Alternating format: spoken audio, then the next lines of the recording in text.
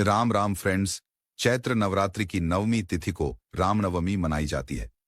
भगवान श्री रामचंद्र का इस दिन जन्म दिवस मनाया जाता है और जन्म दिवस के दिन बहुत ही धूमधाम से जब हम किसी भी भगवान की पूजा करते हैं तो उनके संपूर्ण आशीर्वाद की प्राप्ति होती है। रामनवमी की पूजा घर पर बहुत ही सरल विधि से हम कैसे कर पाएंगे, चलिए आज इस वीडियो में देख लेते हैं। आप इस पूजा को अपनी नवरात्रि की चौकी में भी कर सकते हैं, अपने मंदिर में भी कर सकते हैं या अलग से चौकी लगाकर भी कर सकते हैं।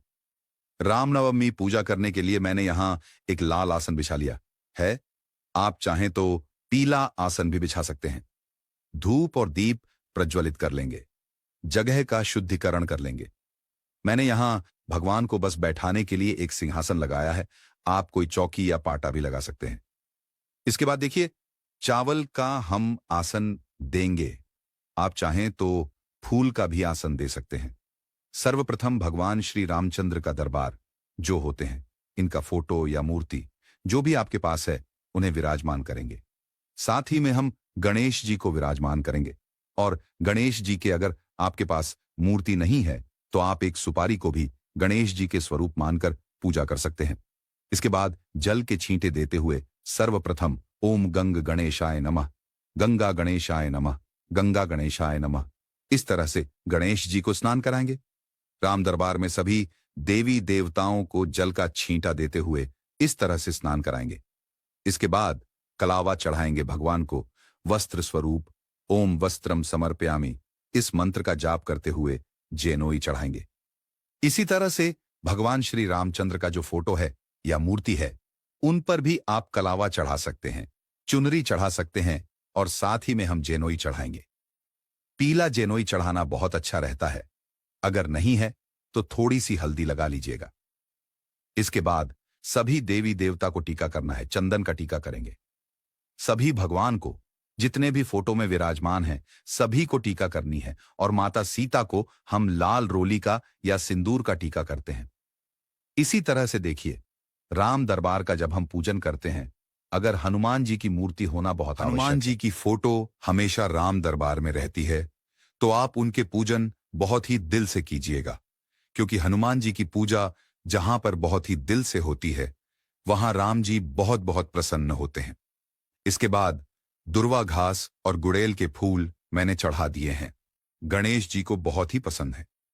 इसके साथ ही राम जी को चढ़ाएंगे पीला फूल, जो भी फूल आपके पास है फूल चढ़ाएंगे और साथ ही में देखिए तुलसी दल हमें जरूर चढ़ानी है। इसके बाद देखिए दीपदान किया जाता है। आप चाहें तो 2, 5, 10, 11 कितनी भी संख्या में, हजारों संख्या में दीपदान कर सकते हैं। यहां मैंने एक मेन दीप शुरू में ही जलाया था, प्रज्वलित किया था। 2 दीप मैंने और प्रज्वलित किए हैं। इसके बाद हम भगवान को भोग लगाएंगे। भोग में बर्थडे है तो आप अपनी पसंद का कोई भी अच्छा सा भोग बनाकर भगवान को अर्पण कर सकते हैं। साथ ही में हम जल अर्पण करेंगे। जल के बिना भोग असंपूर्ण माना जाता है। इसके बाद हम नारियल अर्पण करेंगे। श्रीफल अर्पण करना बहुत ही ज्यादा शुभ माना जाता है, इसीलिए श्रीफल हमें जरूर अर्पण करना चाहिए। घर में श्री वृद्धि होती है। साथ ही में थोड़ी सी दक्षिणा हमें चढ़ानी है और यह दक्षिणा को दान कर दिया जाता है बाद में, तो यहां हमने दक्षिणा चढ़ा दिया। आज ही के दिन से आप रामायण पढ़ना शुरू कर सकते हैं। 1 महीने का नियम ले सकते हैं या जितने दिन में भी समाप्त होगी रामायण पढ़ सकते हैं। आज के दिन हनुमान चालीसा पढ़ना, रामायण पढ़ना, सुंदरकांड का पाठ करना बहुत ही ज्यादा शुभ माना जाता है। जो भी आप पढ़ेंगे आज से संकल्प ले सकते हैं कि हे प्रभु, आज से हम हनुमान चालीसा या रामायण या जो भी आप सुंदरकांड पाठ करना चाहते हैं वह पढ़ना शुरू करें। आपके आशीर्वाद से कंप्लीट कर पाऊं और अच्छी तरह से इसे समझ पाऊं, इतना आशीर्वाद आप जरूर करना। हाथ जोड़कर के पूजा में रही कमियों के लिए क्षमा याचना करेंगे और उसके बाद लास्ट में हम करेंगे आरती। आरती आप चाहें तो जो दीपक जलाया उससे भी कर सकते हैं या अलग से कपूर की भी आरती कर सकते हैं। देखिए, राम जी की जो पूजा होती है इसमें आप कलश स्थापना कर सकते हैं।